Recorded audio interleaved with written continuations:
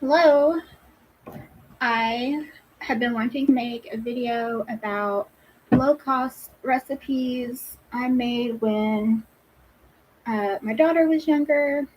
Um, we were for a very long time in a situation where I made just a couple of dollars over the amount to be eligible for food stamps. And they count your gross income and not your net income, which makes it really hard for those of us who have benefits taken out of our paychecks, or those of us that have to pay for parking, OU. But I digress. But I want to share some family staples that my family really loved, and what kind of made them go from something you might not want to eat to something that is delicious, because there's a lot of care that goes into cooking and like little seasoning tricks that a lot of people don't talk about. Now, the world's most basic, like budget food is bread and bologna or fried bologna. They have deep fried bologna here in Oklahoma where they deep fry it and add barbecue sauce. And then they have hot dogs. I don't need to explain that. I don't eat bologna or hot dogs, so this is what I did prepare for my family. Um, One of my favorite things to eat and one of their favorite things to eat was chili cheese baked potatoes. The only problem with that is like they took like an hour to cook. So it would only be like a weekend food or maybe a Friday night food, but I didn't make it on weeknights. So what you do is you get your russet potatoes, and you're going to have to scrub them under the sink. A lot of people have a scrub brush. It's okay if you don't. You can scrub them with your hands. Scrub, scrub, scrub real good because they do have dirt on them. And then lay out the amount of potatoes that you're going to use. And then in a small saucer, you want to put some vegetable oil and some salt and some pepper. And I know a lot of people are going to see this and think, vegetable oil? No, Chelsea. But part of cooking a lot of recipes is that first off, vegetable oil is inexpensive and it doesn't leave much of a taste on the food. And it's just a basic. If you've ever been to a restaurant, you're eating vegetable oil and you don't know it. So, if you want to be a purist, these recipes are not for you. These recipes are for when you have $40 to feed your family for a week. Okay, so anyways, you take the saucer and you put about a tablespoon of vegetable oil in, lots of salt and pepper. And then you take the potato and you swirl it around in the mixture. And then you kind of scrub it some more with your hands where you can feel the salt getting into the, what's it called? You can feel the salt getting into the skin. And then you're going to take that potato and set it aside. I normally would set the potato directly on a piece of foil.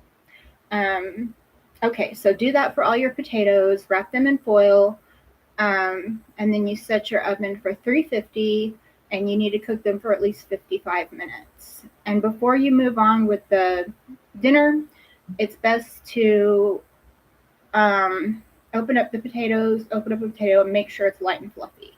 Because if you even barely undercook the potatoes, your family's not going to be happy. It's not going to taste right. It's going to be hard where it's supposed to be fluffy. Okay, so then the next ingredient I use is Hormel chili. In my personal opinion, there's only one. There's only one, and it's Hormel chili. I don't mess with no Wolf brand, whatever they're trying to sell you. It's Hormel chili. And then you can choose if you want beans or not. I like my chili with beans, but it's subjective. So take the chili out, heat it up on the stovetop. You're going to add a little bit of water and sit there and stir it and heat it up to where it looks good because they come condensed. So you're going to have to use your eyes and stir it up until it looks like, hey, this looks like chili I want to eat. And then I just use shredded Colby Jack cheese. I use shredded Colby Jack cheese on everything. So then you get the potato and then you add the chili and you add the cheese, and sometimes we add raw onions, but normally the kids don't like that. So that is a low cost dinner, and it's very filling, and it has protein because both the cheese and the chili have protein. So, yep, you're going to be missing out on vegetables, but everybody's going to be fed. Potatoes are actually really high in potassium, so you're going to have that minerals in there that, we should be eating vegetables, but maybe we didn't have money for vegetables this week. So, what else? That was one of my favorites. So, I want to talk about another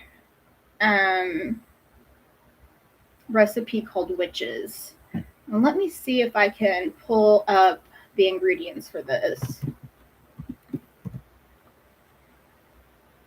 If not, I'll have to try to describe it with words, which I can also do, but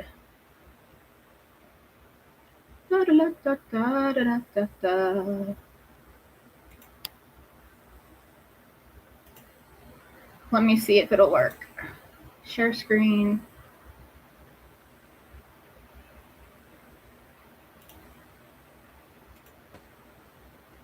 I believe it's working. Is it working? Yes, it's working. Okay.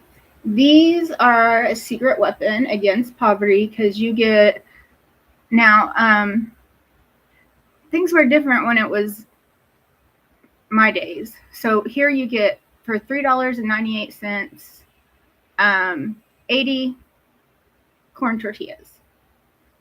Let me get this off there. Okay, so those are the tortillas I would get, and what you can do is the next ingredient is chicken. And with chicken, there's a couple different ways to do this. I got the cold rotisserie chicken and peeled the chicken off. That you could probably save money if you're buying a pack of chicken thighs, because chicken thighs are delicious and they're the most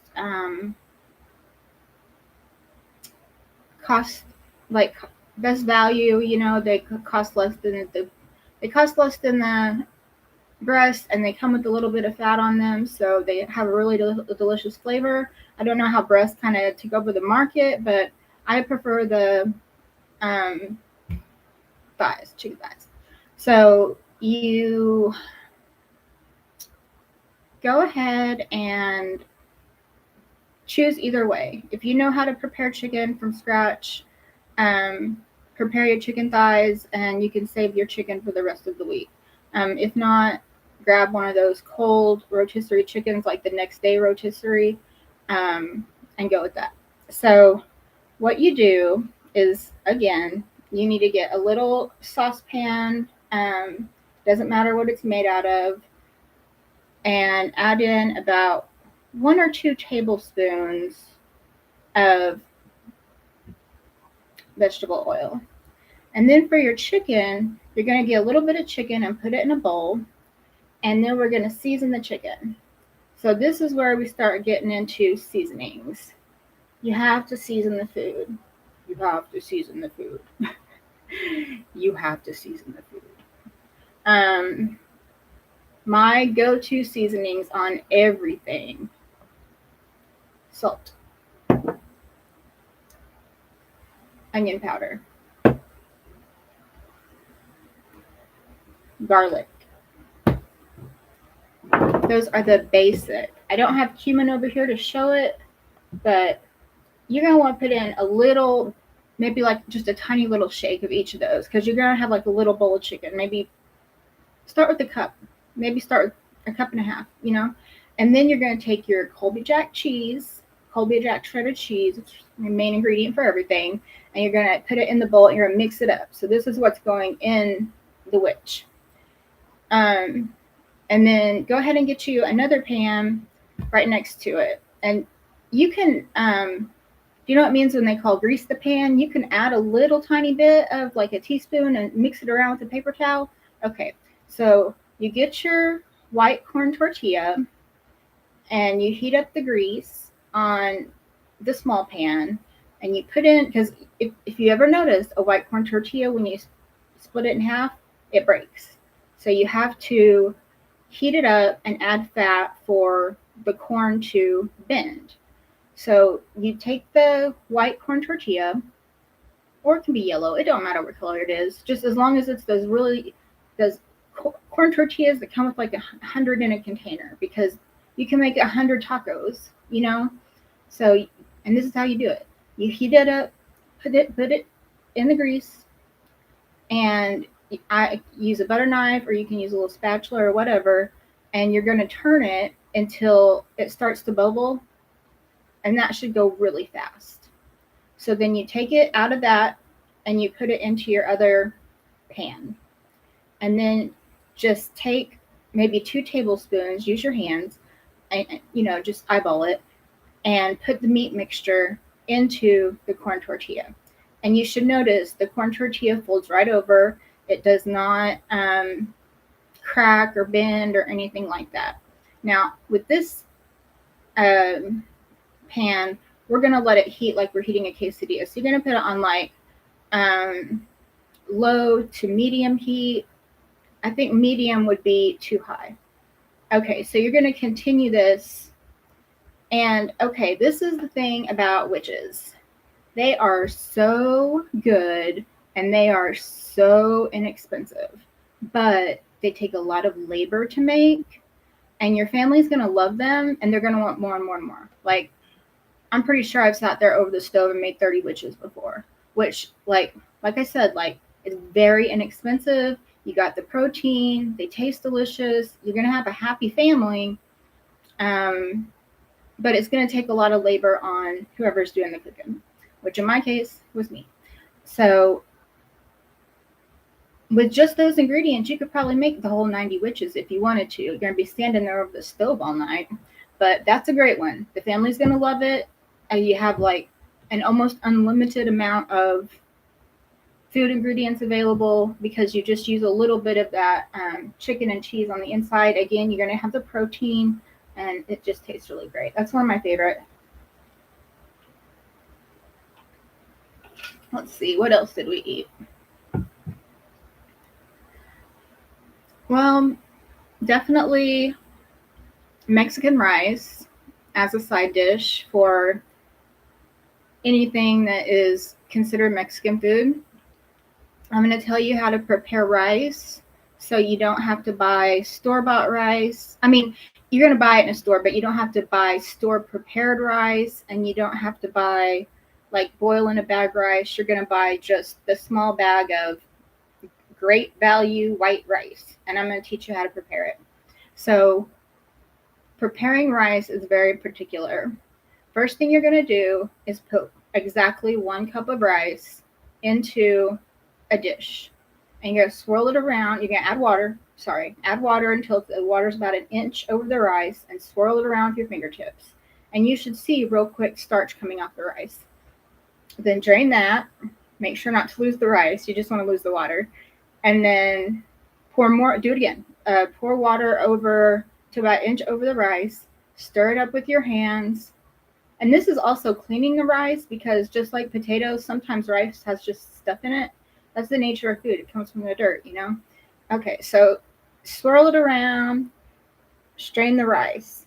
Now when you have only the rice remaining, you add more water, again until it's about 1 inch over the rice, and then you got to let it set for 30 minutes.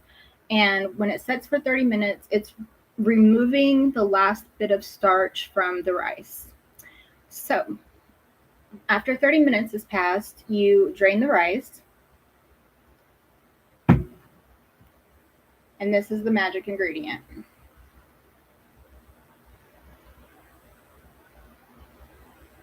I think I added a tablespoon. It's tomato bouillon with chicken flavor. I added a tablespoon, and I added 1 bay leaf. If you don't have the bay leaf, it's okay. I added a little bit of vegetable oil, and all rice has the same recipe. 1 cup of rice to 2 cups of water. And this can be prepared in a rice cooker, or it can be prepared on the stovetop. I always use the rice cooker because I had one and it was amazing because I didn't have to pay attention. But if you don't have bay leaf, don't worry about it. It does add a lovely like little bit of extra flavor, but it's not necessary. This is necessary. And then what you're going to have is 3 cups of delicious Mexican rice. One thing I love to cook was called single fried beans. So what you do is, I cooked a lot of Mexican food, if you can't tell. And they all go together real well. So if you want to mix it up or mash it up or have leftovers, you can do that real easily. I like something called single fried beans. And what you do is you can either prepare your beans the old fashioned way. I did not know how to do that, so I used a can of Great Value pinto beans, rinsed them off really good, and laid them on a paper towel and let them dry for like 10 or 15 minutes. But you want them completely dry, you don't want them wet at all. And then in a, forgetting my words, in a dish on the stove, skillet, add about 1 tablespoon of oil, and then you're going to want to add the seasonings. Now, what I prefer for seasonings, I've seen people use onions. That's great if you have them on hand. I just like a little bit of jalapeno. Pickled jalapeno is what I used. Absolutely fine, because I always had a jar of pickled jalapenos. If you don't have the jalapenos, then that's fine. You can still cook single fried beans. So once they're dry and once your oil is heated up, then you take the beans and put them on the oil and stir it up real fast until you see the outside of the beans get slightly browner. Just a little bit. Slightly browner. Stir it up. Take them out of there. Okay, so these are my favorite types of beans. They're not refried beans. They're single fried beans. And they have the sweet, not sweet, the spicy jalapeno flavor. And then they also have the flavor of the onions. I didn't even use onions. I used jalapenos from the jar. So love that. Love single fried beans. Those make a great side dish if you're gonna be doing the witches. But my favorite meal, and this is one thing you can do if you're, especially if you're a stay-at-home mom and you have extra time to cook. I know a lot of families do this where they constantly leave beans and rice available in the fridge. So that means anything they cook, they can serve beans and rice with it. So it'll always have a little bit of protein. It's a great way to make sure you're getting the basic proteins of beans and rice together at a very low price. So this is my favorite thing. I would get my Mexican rice and then my single fried beans. I'd heat that up real good, and I'd eat this for breakfast. And then I'd fry an egg. Frying eggs is tricky because you got to crack your egg without cracking the yolk. And then you got to use the vegetable oil and push the oil over the yolk of the egg to cook the yolk. To cook the top of the yolk and the bottom of the yolk and the sides of the yolk while there's still one runny yolk in the middle. That was probably a terrible description of how to cook a fried egg, but maybe you can check on YouTube and someone will show it with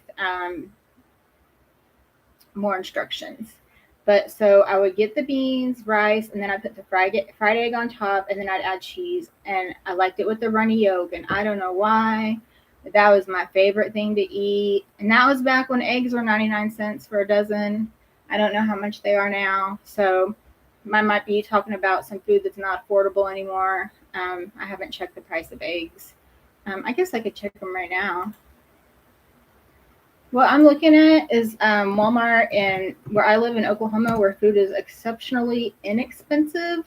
So you might actually get to the store and be like, these food prices are not what she said they were. And that is a shame. That is something that is definitely a thing. So I see a dozen eggs for $1.97. So that's great. Eggs are expensive. And I think like each egg has 10 grams of protein. So between the beans and the egg and the cheese, you're getting plenty of variety of proteins. And then you have your rice for your carbs. And like I said, we are lacking in vegetables, but That is an extremely inexpensive meal if you break it down into servings, and a serving, what I'm talking about, is a big old bowl. So, okay, maybe not that big, more like that. I don't know. Eat as much as you want. It don't matter. Okay, what else? Spaghetti. What really matters when you make a spaghetti is your seasoning and the TLC you put into it. Because when you don't have money, the TLC is the replacement for the seasoning, for the money. So first you're going to get a pound of beef. I prefer the leanest beef I can, but I know that beef cost is a whole thing right now. So if you prefer a higher fat beef, just make sure to drain it after it's done cooking. So I totally get it. I totally get it. Mama's out there. The lean stuff is more expensive. Possibly a difference of dollars per pound, and this is like one meal. So you take your beef, put it in your skillet, and you're going to start grinding it up. And you want to grind it so tiny, so tiny. And then you're going to add 1 teaspoon of salt, 1 teaspoon of garlic powder, 1 teaspoon of onion powder. You must add this to everything you cook. You can't cook without seasonings. And then, since we're making spaghetti, we're going to add about 2 tablespoons of oregano, or you can do the one that says Great Value Italian blend. That's fine too. I buy the oregano separate because I use it in my Mexican food. We'll get to that later. We've already done some Mexican food, but we'll get to it later. So I'm trying to remember if I forgot any seasonings. You're gonna grind that meat up like your life depends on it. You're gonna grind that meat up until your arm hurts. This is the love that you say, okay, I love my family so much, I'm gonna turn these cheapo basic spaghetti ingredients into something they crave, that they can't stop thinking about. It's mom's spaghetti because like special. It's different when you put a lot of love into it and season it right. Okay, so when you get it all grinded up and you can slightly see it's slightly darker than the gray, you want it slightly darker than the gray. I like mine just to have a little bit of it's hard to show colors. I probably have something that matches the color. Anyways, you want slightly browned beef and make sure it's cooked all the way, but you'll see it cooked all the way because first it'll be gray and then you'll start getting little tiny pieces that are a little bit darker. That's when it's done. Then you're going to take your marinara sauce or your spaghetti sauce. I got Prego, but you can get whatever kind you like. It doesn't matter because the seasonings in it don't matter because you've already seasoned your food. So you take that red sauce, pour it in. Now, this is so important. The spaghetti is not done. It is in no way done. Don't stop there. I see a lot of people stop there. And so then what you're going to do is get about a quarter of amount of water that was in your, with your same jar, about a quarter of the amount of water, shake it up and add water to this mixture because we're going to let it simmer. And when it simmers with these seasonings, that's where it really gets that, oh, this is so good. What'd you do to it? It's because you seasoned it and you simmered it and you let the seasoning simmer with the food. Okay, what else is important is how you cook your spaghetti noodles. I see so many people put the fucking noodles, excuse my French, into the pot. And first off, everybody cooks their noodles in a pot that's too small. You're going to have to use your big pot. So sorry to tell you, you're going to have to use your big pot. And then you fill it with water. You do add salt. Go ahead and add you about a tablespoon of salt because remember, we salt everything. And read the instructions on the spaghetti noodles and follow them to a T.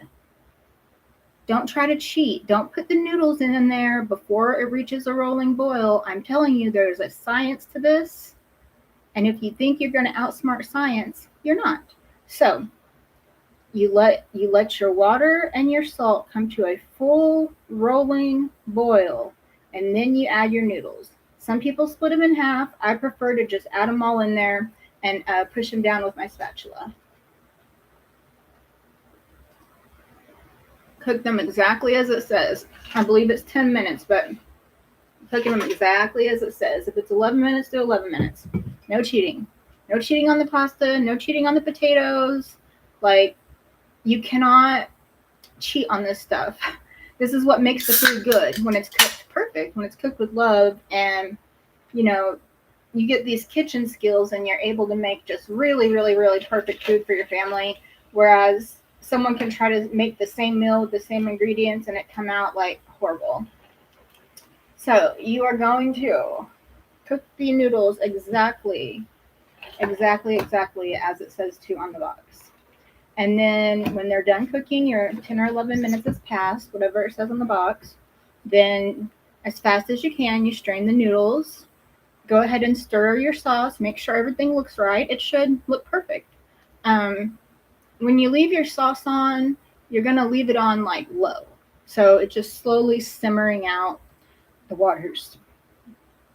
Now it's ready. Turn everything off. Turn off all of your everything on your stovetop. And now we're ready to plate it. Like, so you put the pasta on the plate or in a bowl, and then you can go ahead and add the sauce. And that is a very inexpensive way to make spaghetti that tastes really, really, really, really, really good. So depending on the amount of meat, the cost of your meat, last time I checked, pasta was still $1 and red sauce was like $2 to $3. So I hope that's still the case. But I do know the meat has gone up to about $10. So whatever meat you're using, if you buy it in bulk and separate it out, however you want to do it, babe, it don't matter. I know the meat is the most expensive part of that meal. But still, you're looking at a meal that will feed a whole family for maybe a family of 4 for $12. What else did I like to make? I know when I get off here, there's going to be recipes that I'm going to be like, oh no, I should have shared that. One thing I really like to make is taco meat or Mexican flavored meat for anything. Tacos, burritos, the inside of enchiladas, anything. So same thing, pound of beef. And when you cook your beef, remember, 1 teaspoon of salt, 1 teaspoon of onion powder, 1 teaspoon of garlic powder, and every damn thing you cook on the planet. Okay, these are just your basic seasonings. And salt is actually not a seasoning, it's a flavor enhancer. So if you put salt in it and you don't put seasonings in it, I don't approve. You do it your way if that's how you feel you should, though. Okay, so now for taco meat. I use this exact same recipe for chili too. At least 2 tablespoons of chili powder. At least 3 tablespoons of oregano. And I know you might be thinking, oregano in Mexican food? Yes, that's what I said. That's exactly what I said. And then I put in like a pinch of this or like a quarter of a teaspoon. And this also, if you just put a tiny bit in like that, it's a flavor enhancer. So your family will not know, unless they're allergic, obviously, that they're eating cayenne pepper. They're just going to think that the food is seasoned really good. So if you're making this to put in a taco, an enchilada, or a burrito, you're going to, like I said before, ground the hell out of that meat, ground the beef until your arm hurts because you love your family. And while you're doing that, you can add your seasonings. But then, this is the secret, you got to add about 1/4 cup of water, stir it around, put it on low, and let it simmer. Let those seasonings marry into the meat. Synergy. The seasoning and the meat has to be married. This is why people, I'm forgetting my words, marinate meat before they put it on the grill. Like, there has to be a synergy there. They have to get to know each other. They have to work together, because they're not working together, and you taste seasonings and anyway, so you add water and let it like just slowly simmer until you can tell when they're marinated. You can tell when all the separate colors have turned into one color, and that's when people are going to start coming in your kitchen talking about, ooh, mom's cooking. Okay, that's when they're going to do that. So for the tortillas, you can do it the cheap way. You can do it the way with the corn tortillas I told you earlier. Man, that is a lot of work. But what I would recommend on a weeknight is just to get some flour tortillas. Now, if you have your beans and rice in the fridge, like I was talking about, remember, like people always leave that in, heat those up. What you can do is put your flour tortillas on a plate, put the plate in the microwave, and then add like a teeny tiny saucer or shot glass of water and heat up those tortillas. And then you're not trying to make them super hot. You're trying to make them absorb the water, because things need to have a little bit of moisture to bend and fold. You know what I'm saying? Like to bend. No, you don't know what I'm saying. So I'm teaching you. For, the parts, the inside, the corn and the flour to bend and fold, it has to be a little moist. But you don't put moist food in a bag and sell it, because then it gets moldy. So when you get your food, it's going to be as dry as humanly possible. So now we're like heating it up and remoisturizing it. So, if say you have a bunch of tortillas, flip them over, check them, and when they're warm and they hang off your hand, maybe burn you a little, that's when they're ready. Okay. I don't know how to teach you how to fold a burrito. I'll try it with this. Okay, so you put your toppings right in the middle. And I fold my burritos like this. I flap together that end, like that. And then I roll it like this. Now at Taco Bell, they flap both ends. But if I'm just going to turn around and serve it to my family, I don't need to flap both ends. Okay? It's just my receipt. And now it's folded all up like a burrito. But let's see, what else? So yeah, if you can add beans and rice as a side dish or as something they have the choice of putting in the burrito. And this is a great situation where you can pull out all the hot sauces, all your extra hot sauces, or I live in the South where, well, it's actually considered Southwest, but I live in Oklahoma. I live like 2 states over from Mexico. We eat tons of Mexican food, or what they call Tex-Mex. If you have a family member that likes it spicier, the jalapenos are in the fridge. You have, most families here have a couple different kinds of hot sauces. The Tapito hot sauce is $1. And I'm not going to name all the hot sauces, but you can go to the store and you can look in the hot sauce section and see more choices than you could ever possibly imagine. Tabasco sauce, all that. And those are actually good for you. So if someone eats too much spicy food, until their doctor says for them to stop, it's good for them. And their doctor will tell them to stop when it causes acid reflux. So they won't tell you to stop until it burns a hole in your stomach, okay? Let's see, what else did I cook? So you got a burrito recipe. You got the witches. The witches are like quesadillas. You got to flip them back and forth in the pan to where it's perfectly crispy on each side, and then take it out. You can take any of these meat recipes and make quesadillas. Quesadillas is something that you just have to make over and over and eyeball it to get the perfect browning on both sides, but you can use the same mixture. You can use chicken with the shredded Colby Jack cheese, or you can use beef with the shredded Colby Jack cheese. Most people use chicken, and then you can serve it with beans and rice, and it's going to go a long way. Give everybody one quesadilla and tell them, we're out of quesadillas now. You have to eat the beans and rice.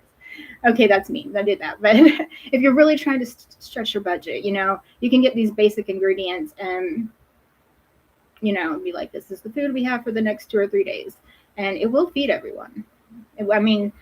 Someone's going to give you hell because you didn't feed the kids vegetables, but the kids are fed. you're fed, your husband's fed, or your boyfriend, whoever, and everybody can go to work with mostly a full belly.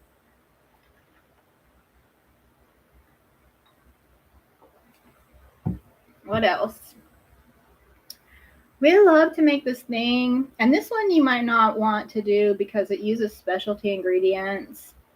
But we used to make this thing called hippie popcorn that my neighbor Laura taught me how to make. And I make my popcorn from scratch, which means, again, I put a little vegetable oil in the bottom of the pan, add the popcorn, turn up the heat, and the popcorn fills up the pan. And that popcorn is so much more delicious than the stuff in a bag. Because I don't know what they're putting in the bag. Butter, I use 100% real butter. So you can put butter on it and just serve it like that. You can put butter on it and add M&Ms and serve it like that if you're doing like a movie night when maybe your kids have some friends over or whatever, you want to do something special for them.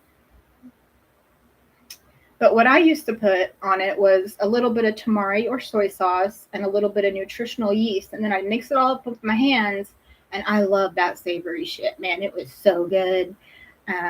And it was one of those things that like you could bring to a potluck or you could, come around your friends with it. And it's a good offering of food and sharing and showing community.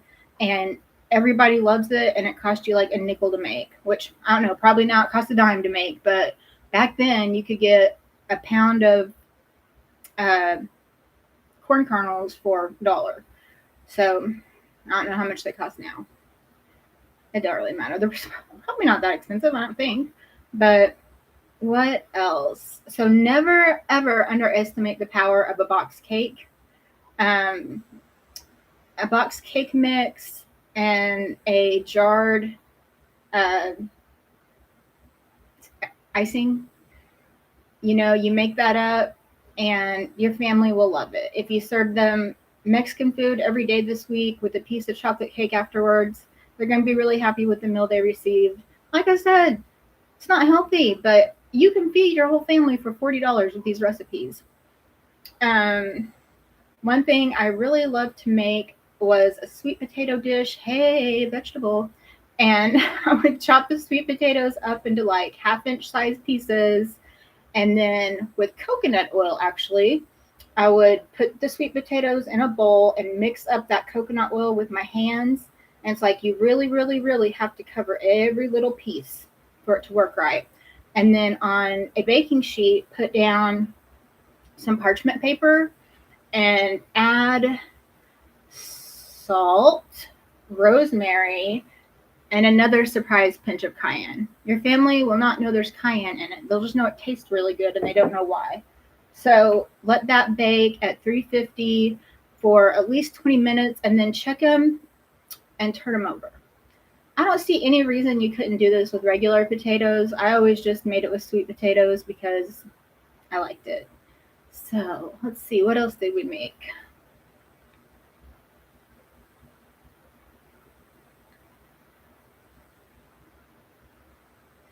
Breakfast for dinner.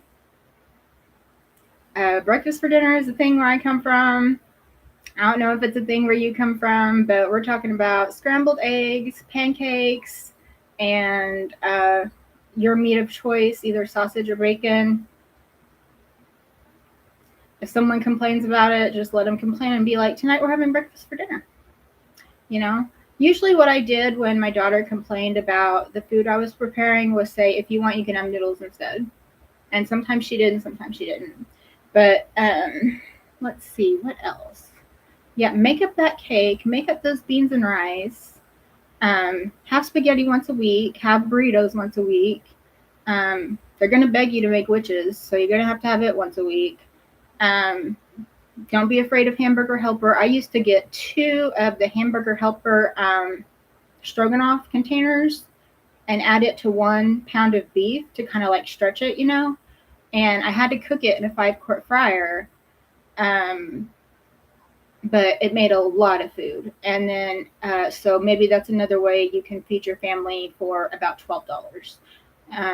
So a Hamburger Helper. Don't be afraid to make like chicken nuggets and macaroni and cheese. again, like a lot of this is leaving out vegetables, and that's a problem. But when you have a really tight food budget, you're trying to stretch every dollar to make sure everyone has the nourishment they need. You can supplement this with like a vitamin or just prayers.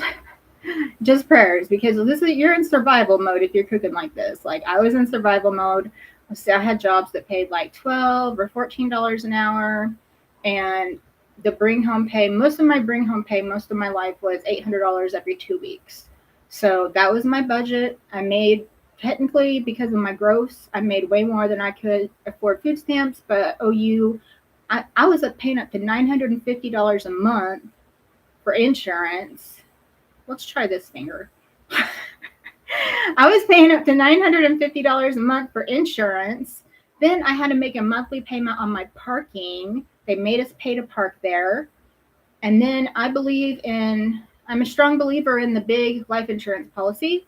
So, I mean, even that was only like, I don't know, $3 a month. What's it called? Long-term disability and short-term disability. Don't screw yourself out of money, guys. But anyways, it made it to where a chunk of my paycheck was coming out that was taxes and benefits that they counted as my income when my income was really less. So let's see. What else? Get them kids cake. They love cake. You want to do cake and ice cream? You're going to be a superhero.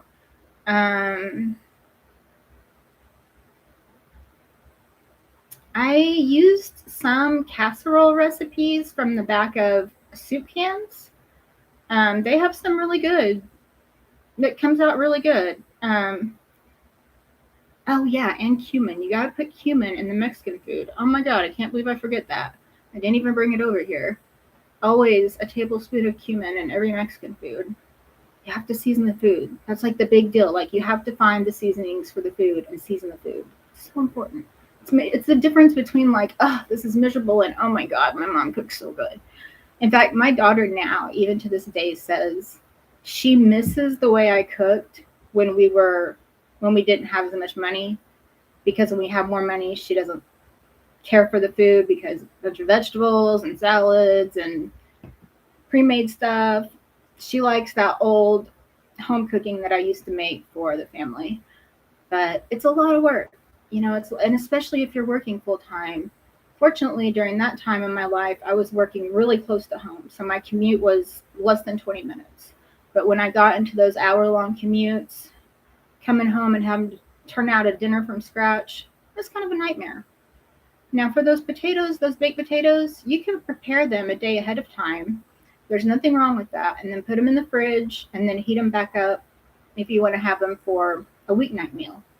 So with all those mixed up, if you're a person that eats hot dogs, you can add a hot dog meal to it. I refuse to eat hot dogs, so that's just me. I can't do it. There is something that my daughter learned about called wheels, and it's where you take it's my cat. It's where you take a kielbasa and chop it into tiny little wheels, and then slowly heat it on the skillet and slowly turn them until they're just browned, and they get the shape, like they get a little more circular. I don't know if that's the right word. You'll see it. They'll slightly change shapes as they get brown, and add a barbecue sauce to that, and that is really good too. I don't know what you would serve with that. Maybe a vegetable. But yeah, those were my go-to meals when the budget was tight, but we definitely needed to have good dinners, good filling dinners. And I know vegetables are expensive, they expire quickly. Even now, I prefer frozen vegetables in a smoothie. That's another way to supplement. But I hope this reaches the right person that needed to hear it.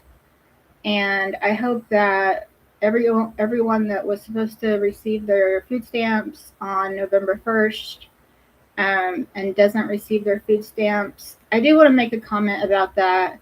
There's a lot of food banks. I know you've heard that word 1,000 times, but I want to talk about like straight up person to person mutual aid.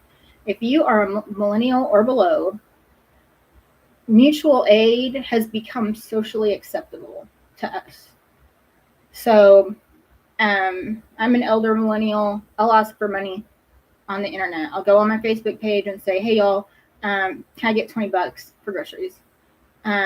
So if I saw my friends say, hey, can I get $10? I need dinner. I send them $10 if I got it on me. And I don't think anything about it, because now the Gen Xers and the Boomers, they kind of like, some of them look down on you for that, but a lot of them donate too.